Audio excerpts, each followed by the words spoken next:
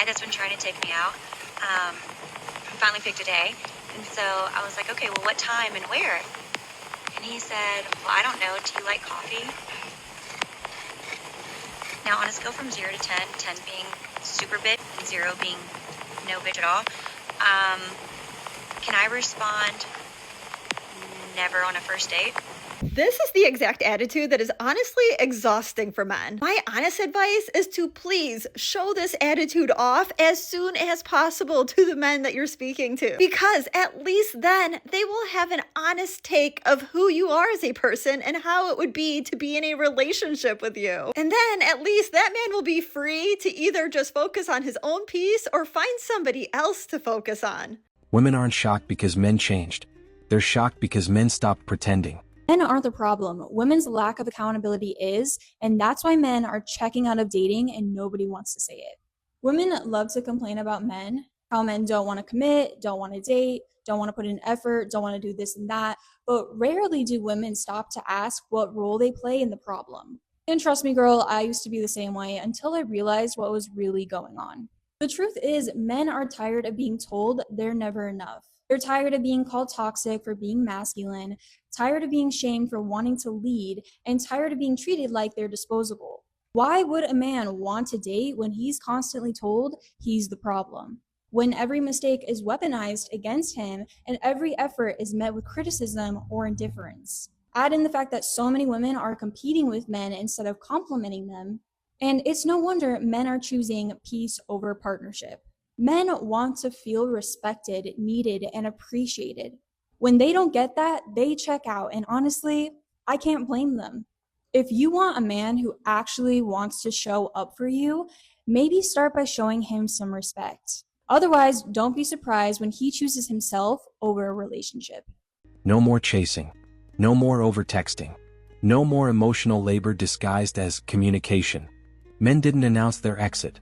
They simply checked out. One day the replies slowed, the effort disappeared, and the tolerance evaporated. And suddenly, the silence was louder than any argument ever was. Men have always been the prize. Women, no, let me, hold on. Let me finish. But as for this conversation, I will admit I am one of the few people who did not know who Simone Biles was until this situation. However, I want to say something, and I know some of y'all might feel away, get mad at me. Men have always been the prize. Women, no, let me, hold on. Let me finish, because let me finish. Men have always been the prize. And I'm going to explain what I'm saying. Women marry who they can, men marry who they want. You can get offended by the statement, but if you really sit down and you think about it and you be honest with yourself, that is a very valid statement. Also, not only that, but by him saying that he is the prize, that does not make her not a prize. I myself am raising a young man. I'm raising my son is 7 years old. He is a miniature Einstein. His manners are beyond most adults that I've ever met. His style of dress, his respect of himself as well as others. I'm instilling in him his faith, his spiritualness. I'm instilling in my son to be a prize, especially with these days, the way that women are raising these young girls. And it's unfortunate, but and also the numbers, it's always been since the beginning of time, women will fight over a man, you know what I'm saying? But they'll accept, but at the same time, they're going to accept, like back in the traditional days, that as long as the house is taken care of and he pays all the bills, he can have those 2-3 families up the street. You know what I'm saying? Men have always been the prize. We have gotten to a point where we disrespect our men so much. I worry so much about what the world is going to look like when my son becomes of age to date and to court and to marry, because I will never let any of your daughters tell my son that he is not the prize. That will never be a thing. And if you have sons, nephews, whatever the godchildren, you should not ever tell your son, oh, she is a. Do you guys see what type of young girls are being raised? So you're telling these young girls that they're a prize over the son that you're putting your time, that you're actually the man who's supposed to be the provider that you guys are looking for, the man who's supposed to be the protector that you guys are looking for, and you just want to sit back and live a soft life. He's not the prize. That will never make sense to me. And I'll leave it there and let you guys marinate on that.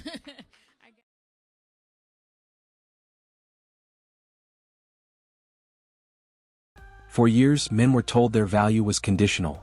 Earn more, say less, tolerate more, apologize faster. Be present but not needy.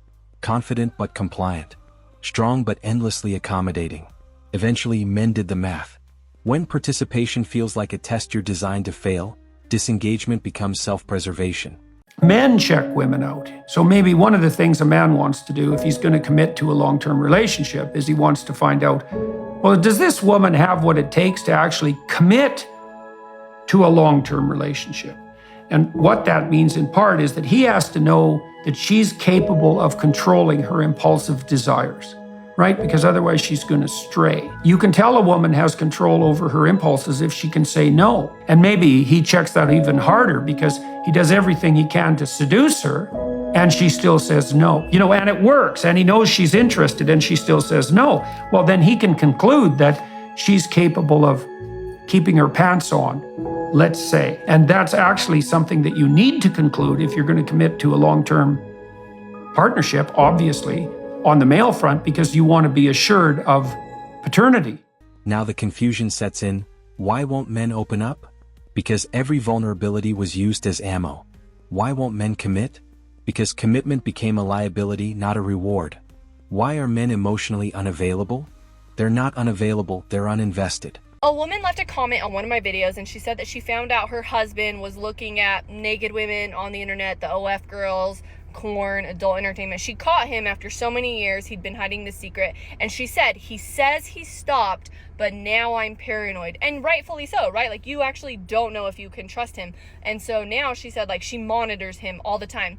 But here's the thing, if a man is not 100% committed to being faithful to you, to protecting himself on his own from infidelity, whether it's on the internet, looking at stuff, whether it's a physical affair, you monitoring him is not going to make him faithful. It's just going to exhaust you. And any time that a man has put you in a situation where you feel like you have to monitor him, that is not a situation you want to be in. That's why I say whenever you're dating a guy, if you start noticing that he's checking out other women in public, the minute you get wind of him having a sketchy list of who he follows, women in bikinis, women in lingerie, get out of that. Don't get more serious with that guy, because the thing is he's going to make you feel paranoid, like you always have to monitor him. You should never have to monitor another grown adult. And I actually knew a couple that is now divorced where anytime this guy would go, he'd walk around the gym, he'd talk to other women. He was a flirty guy.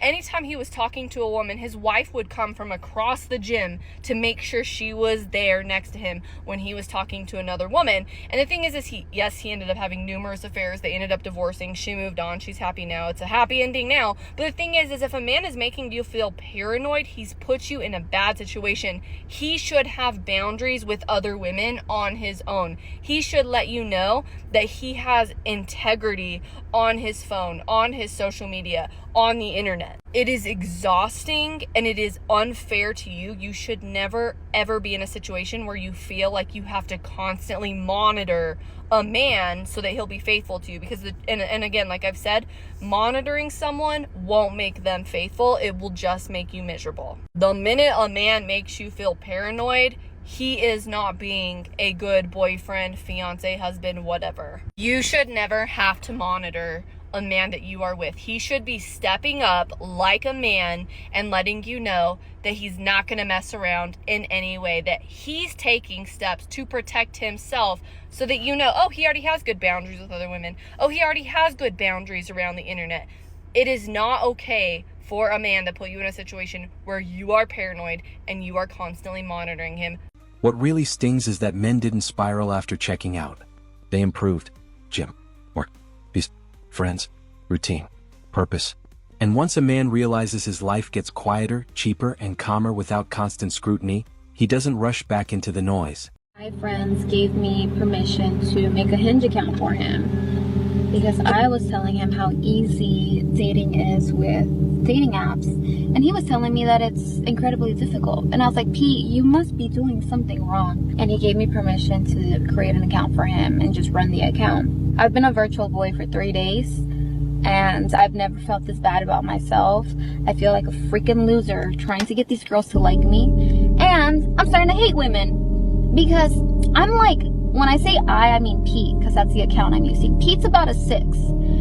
But I'm so desperate, I'm liking the 2s and the 3s, and even they won't like me back. Pete, which is a 6. So what level of delusion has entered women's head? Like, what is going on? It is so difficult dating as a boy.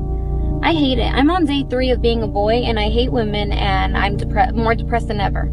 Men didn't check out because they hate women. They checked out because the deal stopped making sense. Women out the road, we need to understand, say, not only we alone left, man. And not only we alone check out a relationship mentally. We want to understand, say, the man them out here, check out the relationship mentally too. And emotionally and gone. They only come back there because sometimes they have picnic there. Some of them when they check out the blood clot, they don't care. You could have a strip naked in front of them, they don't see your blood clot. You could have the stiffest blood clot breast, but no matter where you have, them not care. Because them not like you, them eat you. And when man get for eat woman, Jesus Christ, they eat them, they eat them, they eat them. Not if you're very name, they don't want ear around them. So we need to understand, say, and sometimes when them beat the blood clot, woman still look to pick up the pieces and can't find the pieces, the blood clot, and gone with all 6 pieces of the puzzle with them. You understand? And you did that try to gather shit, you can't gather it. Because when him pull the rug from under your blood clot foot, dog name your supper. Yo.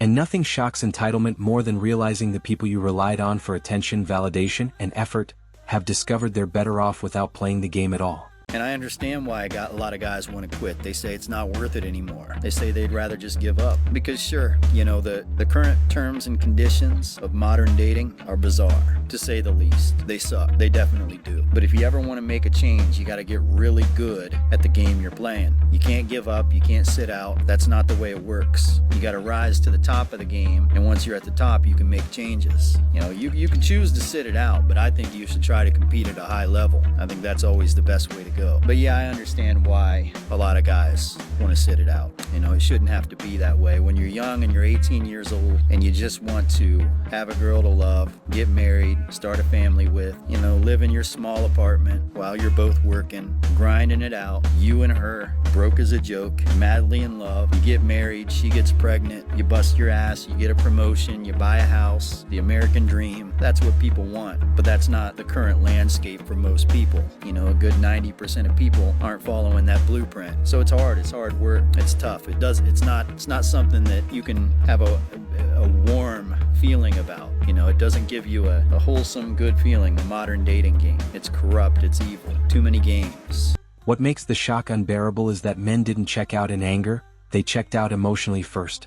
And once that happens, the relationship is already over, even if no one has said it out loud. The arguments stop, not because things are better, but because he no longer cares enough to argue. Silence replaces effort. Distance replaces explanations. That's the moment leverage disappears. As a photographer who specializes in intimate weddings, courthouse and elopements, engagements, couples photos, anniversaries, that type of stuff, I can see when a man is like checked out. There is no connection there. It's like God has literally given me eyes to see true godly love versus worldly lust or loathe or whatever you want to call it, because it ain't love. But I can see when that man he do not want to be there. He do not like the woman. None of her jokes are funny to him. Nothing that she or the kids do is impressive to him. Like, he just, I can clearly see when these men are unhappy. And then it be like engagement photos. Like, y'all not even married yet, and this man act like this? Sis.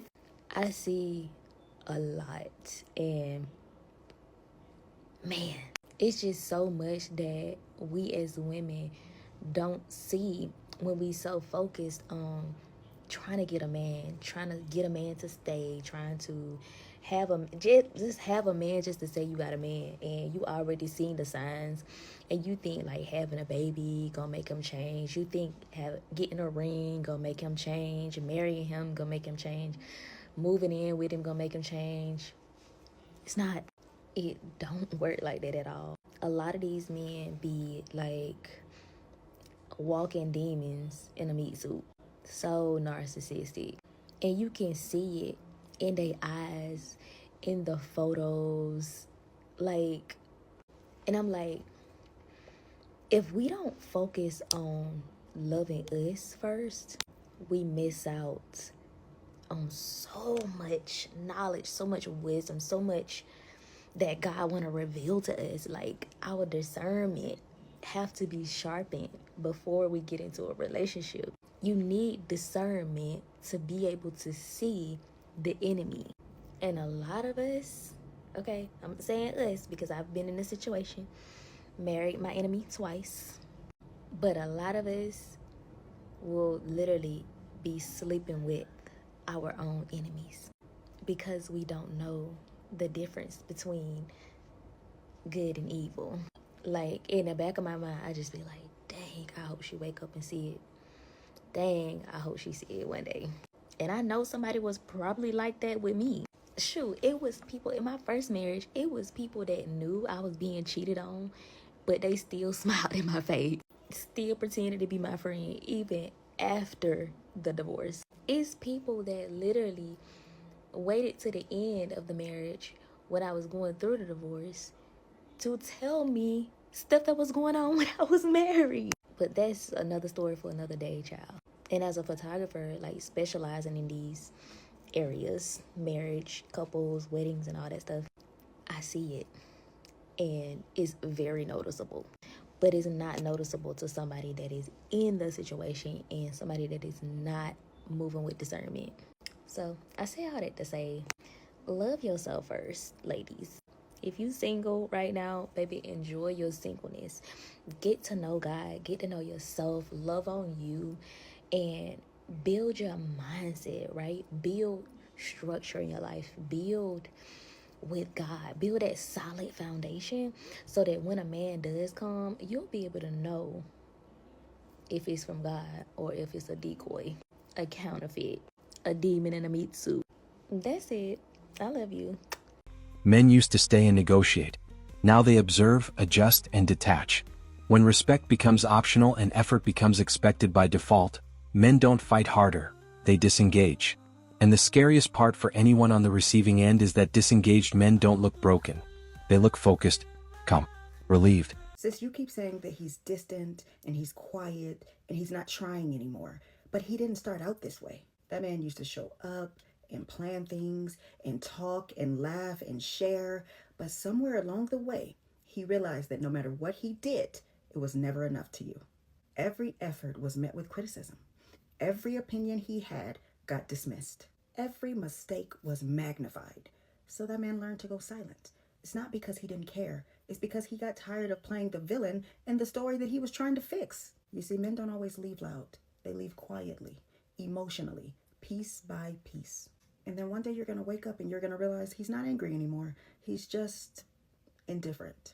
And once he becomes indifferent, that's the point of no return. He stopped fighting. And it wasn't because he stopped loving you. It's because he realized that you love the idea of changing him more than the idea of loving him for who he already was. He didn't shut down overnight. He shut down every time he felt unseen, unheard, and unappreciated. And by the time he left, his heart had already been gone for a long time. He didn't stop loving you. He just got tired of having to prove that he did. So now the panic isn't about love, it's about loss of influence. A checked out man can't be shamed, guilt, or pressured. He doesn't react. He doesn't explain himself. He just reallocates his time, energy, and attention elsewhere. And once a man realizes his presence is his power, withholding it becomes the ultimate boundary. Men didn't disappear overnight. They faded out after years of being taken for granted. Attractive. I'll give you a concise answer. 2 reasons. First reason, I don't want a woman who I've shared with a bunch of other dudes. Wow. Exactly. You say wow? But guys don't want that. Why is that a wow? Because the world is just way different than I thought it was. It's kind of sad. Wow, that's crazy. No, but this is realistic. It's realistic. That's how I take it. That's wow. Yeah. A lot of guys feel this way too. Yeah, I know. That's the first reason. That's the first. It's not sad. That's the first reason. No, it's not sad. Mm-hmm. That's the first reason. I don't want a girl who is the town bicycle. I don't want a woman who's been ran through. I don't want a girl who's been with a ton of dudes. Wow. And I'm not a guy who's slept with a ton of women. Second reason, and this is kind of a neutral thing when it comes to the sexes, pair bonding, right? So the data is clear. I know you probably won't believe the data, but the data is clear. The more people someone sleeps with, the higher their chances of getting divorced. So if you... And by the time the shock hits, he's already gone. Mentally, emotionally, and permanently, leaving behind the one thing no argument can fix: indifference. Men stopped playing by the rules, and now everyone's freaking out. Let's break down why silence has become the loudest move.